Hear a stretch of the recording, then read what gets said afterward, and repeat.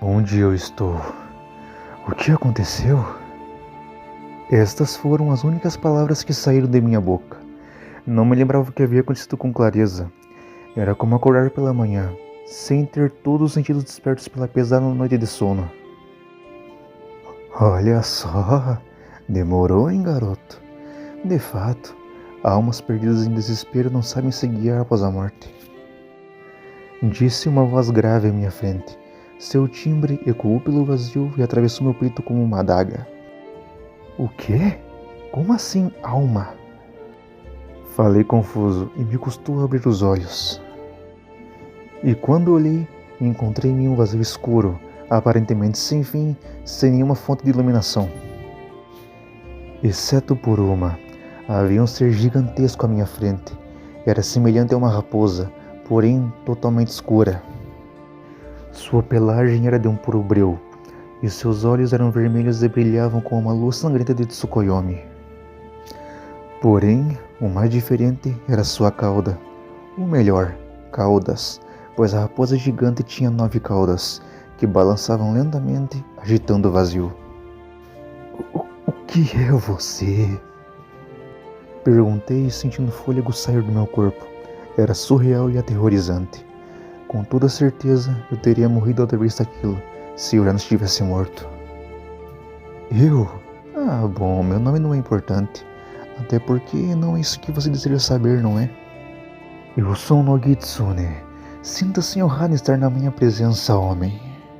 Disse a raposa demônio com sua voz estridente. Espera, como assim? Onde eu estou? Exclamei agitado, tentando lembrar o que havia acontecido. Bem, eu vou refrescar a sua memória. Seu nome é Masashi Jun. Cresceu como um camponês em um vilarejo aos pés do Monte Fuji. Casou-se 18 anos com Kazuya Sayuri. Enfim, conseguiu se lembrar? Casou-se 18 anos com Kazuya Sayuri.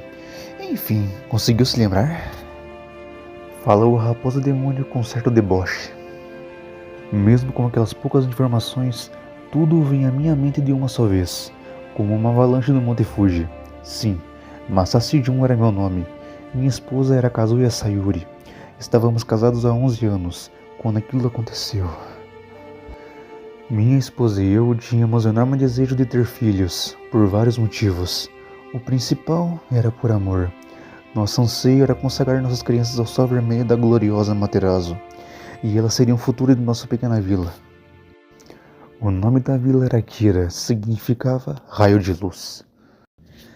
Este nome foi dado por causa do frio do Monte Fuji, e também pelo bloqueio de luz que ele causa.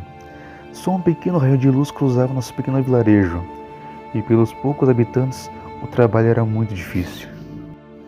Sendo que um homem deveria cumprir a função de 3, então era quase obrigatório um casal ter no mínimo 5 filhos para futuramente ajudar no trabalho braçal. O problema aconteceu quando passava ano após ano e minha esposa não engravidava. Tentamos de tudo, desde os métodos racionais aos métodos divinos, mas nada acontecia. Infelizmente, os deuses haviam feito da minha esposa uma mulher estéril. Ela ficou depressiva por aquilo, não comia durante as refeições, ficou carrancuda e mal-humorada. Então disse que iria embarcar em uma viagem, com o objetivo de encontrar uma cura para a esterilidade de minha esposa, nem que levasse 100 anos para cumprir minha promessa. Ela ficou depressiva por aquilo, não comia durante as refeições, ficou carrancuda e mal-humorada. Então disse que iria embarcar em uma viagem, com o objetivo de encontrar uma cura para a esterilidade de minha esposa, nem que levasse 100 anos para cumprir minha promessa. E depois de anos em minhas viagens, descobri uma fagulha de esperança. Sabe, quando toda ajuda humana e divina não serve, você se desespera e começa a clamar por qualquer ajuda, de qualquer direção, sendo tanto da gloriosa Materazo quanto do caótico Susanoo. Eu não queria voltar para casa depois de anos como um fracassado. E a minha fagulha de esperança veio na forma de uma lenda antiga, provindo dos povos bárbaros das 4 regiões, Mizuchi, o demônio dragão. Eu ouvi a lenda dos povos que faziam sacrifícios humanos a Mizuchi, ações bárbaras em honra ao demônio dragão.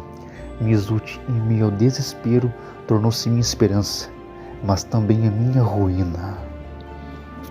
Então, sabendo que Mizuti era conhecido como Serpente das Águas, encaminhei-me ao rio Shimano, o maior rio de todo o Japão, e comecei a gritar e rezar, implorando para a Serpente das Águas aparecer para mim.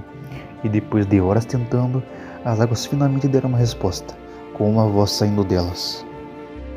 E a voz dizia: Mortal, ousa vir à minha presença, sem nem ao menos trazer um presente? Percebendo que se tratava do demônio dragão, eu gritei: Minha esposa é estéril, queremos muito ter filhos, diga seu preço e o que quiseres te darei. E a voz dracônica respondeu: Se este é seu pedido, traga-me um bebê, ao qual acabou de ter o cordão umbilical arrebentado. Esse é o meu preço. É lógico que a oferta pareceu totalmente louca. Uma alma inocente por outra alma? Não, jamais faria tamanha barbárie. Não mataria uma criança sacrificando no altar dos demônios somente para ter outra criança.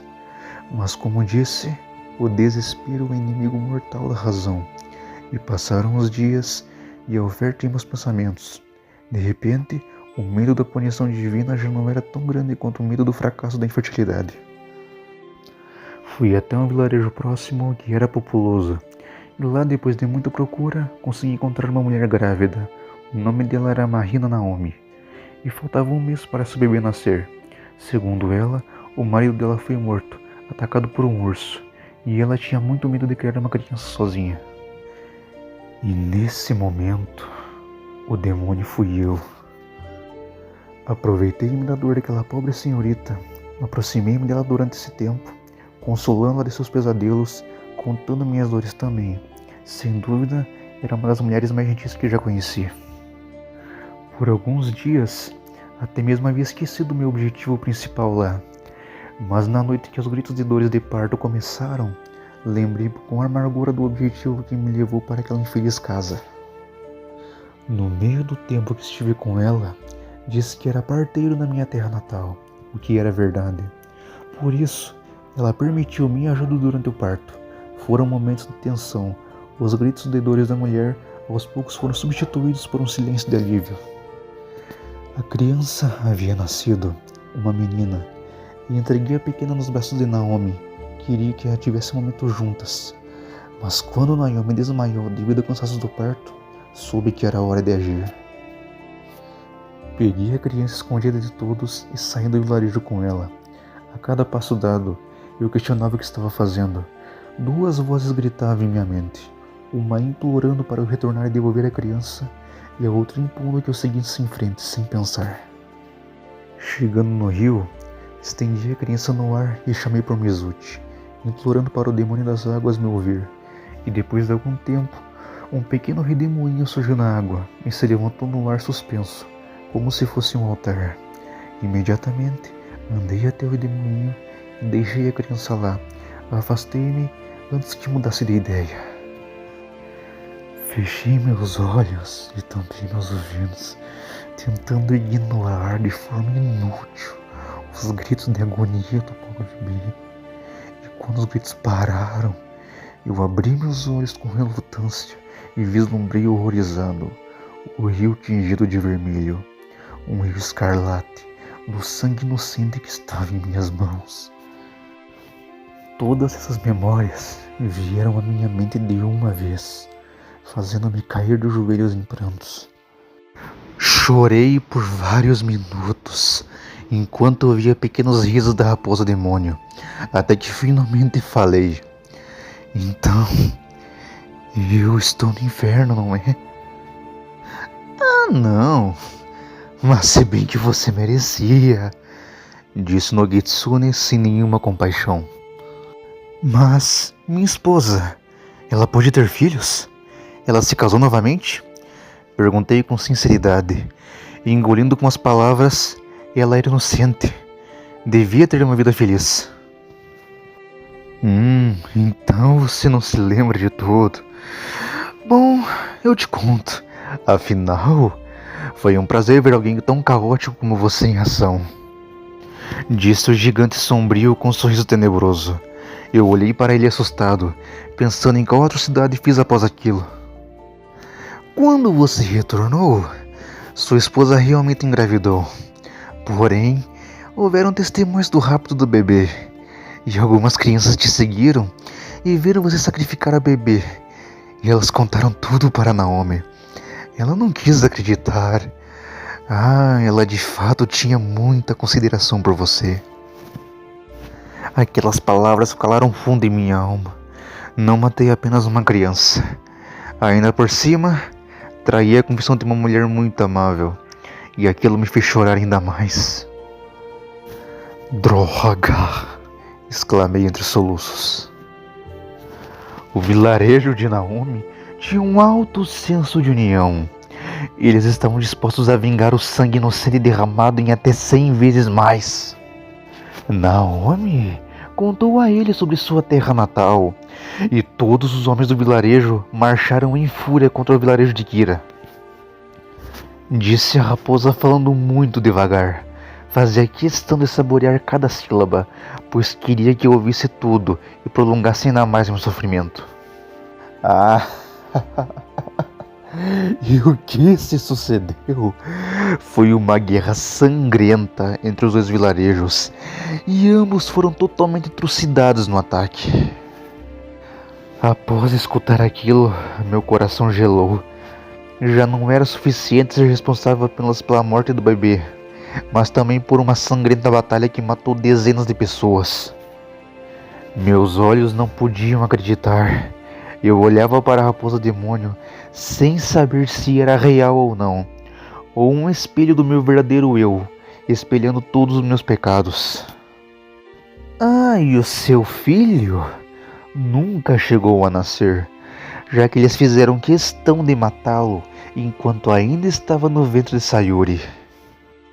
Então, o Nogitsune abanou as caudas rapidamente e fez uma espécie de imagem, cuja cena jamais esqueceria em toda a minha existência incorpórea. Lá estava ela, a minha esposa, morta com seu ventre aberto de forma grosseira. O chão completamente coberto de sangue. E do ventre dela saía seu cordão umbilical, o qual ainda era ligado ao feto ainda em formação. Sayuri segurava o feto em seus braços. Em seus olhos sem vidas caíam lágrimas. Não! Gritei totalmente revoltado. Agora eu sabia o tamanho do preço de ver aquela que eu mais amava morta. Se não estou sofrendo a pena eterna, onde estou? Você por acaso me trouxe aqui só para me torturar?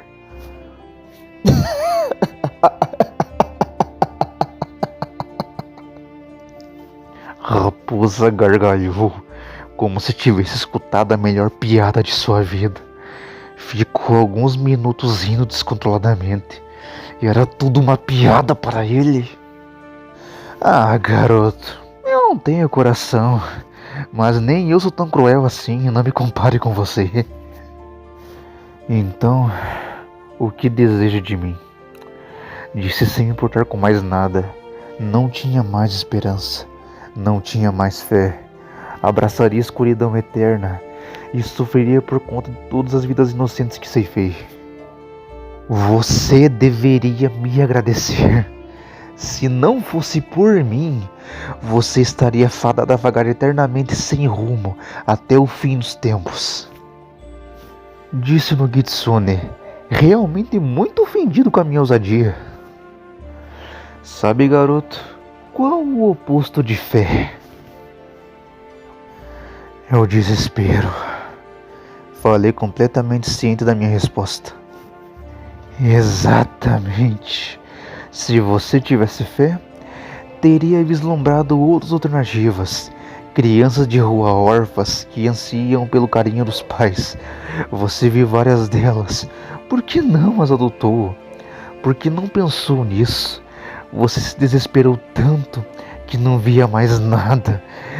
E esse desespero foi sua ruína. Mas ele será a minha vitória. afirmou a raposa com um sorriso triunfante.